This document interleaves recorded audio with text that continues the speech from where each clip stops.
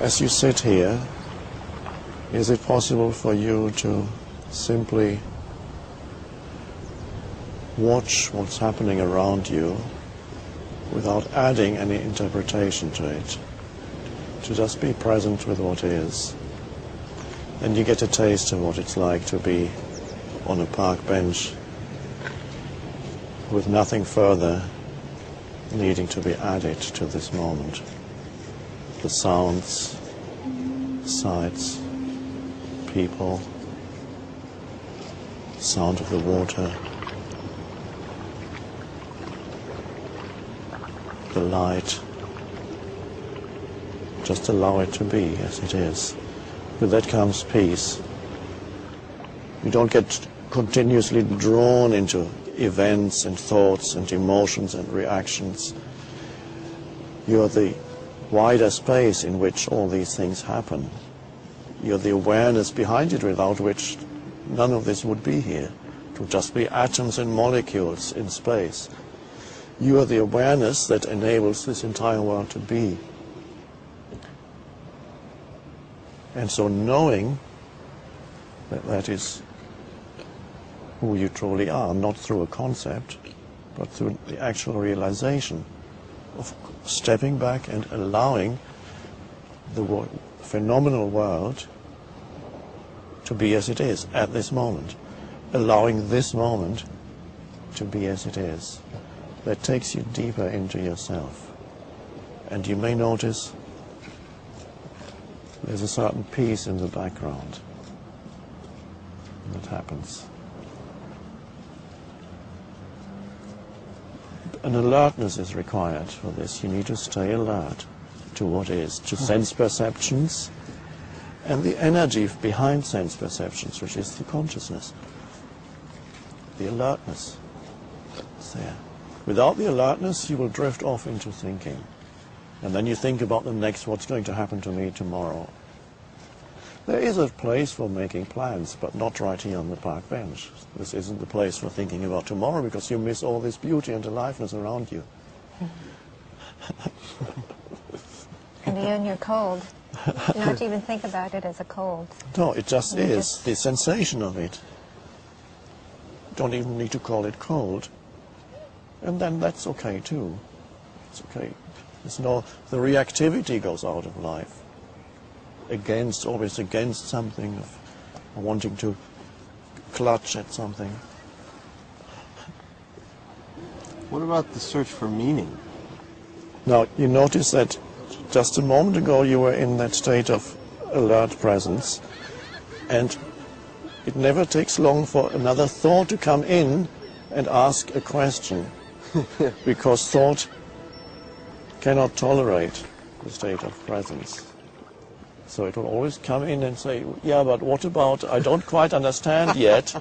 Can you tell me, what does it all mean? So it wants to add something. It wants to control in some way by understanding what this all means. Now,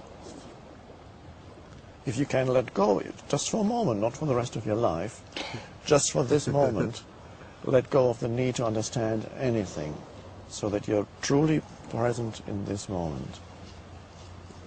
So you don't need to do it for the next hour or the next 10 minutes, just right now.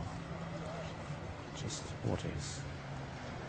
But don't forget yourself, because you are the consciousness behind it. You are the space, the presence.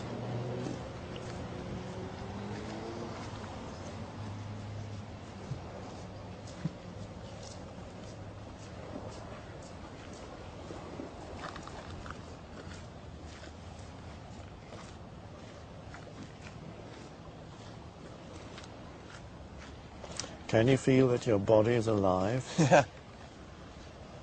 So stay with that feeling and then perceive.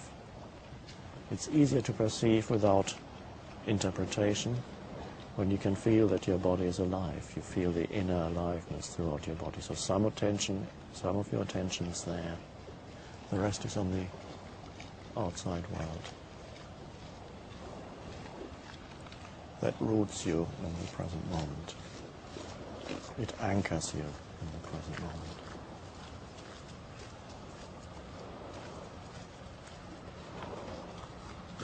And if a thought comes into your mind, you can watch that also, just the same way as you watch a dog walking past.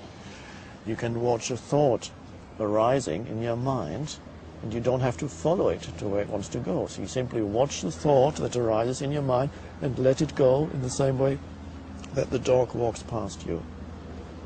Or if you choose to, you can follow the thought, and then you can say, I just thought of another question. You can do that too. But to see the possibility that also, in the same way that you observe the outer world here as you sit on the bench, you can also observe the inner world, the world of thoughts and emotions. Thoughts want to arise continuously, and that's fine, that's what they do. But there's no need to get drawn into each thought that arises and immediately go with it to where it wants to go. Otherwise, you're always following every thought, like a dog following the scent. It's the awakening of something within you that is deeper than thought. That's really the main thing. And that's already there, you just didn't know it. Why didn't I know this? It's a deep-seated habit of being totally identified with thinking. It's the human condition, which could be described as lost in thought. There may still be some physical pain. It may be that you get toothaches or bodily pains from time to time.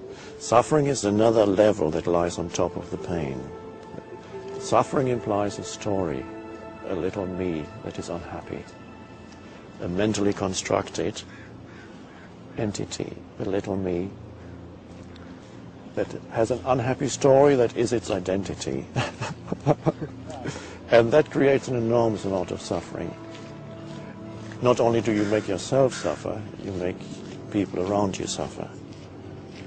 To be at one with life is to be at one with the present moment, because that's the only place where life can be found. You cannot leave the space of now. That stays with you, whatever you do and wherever you go.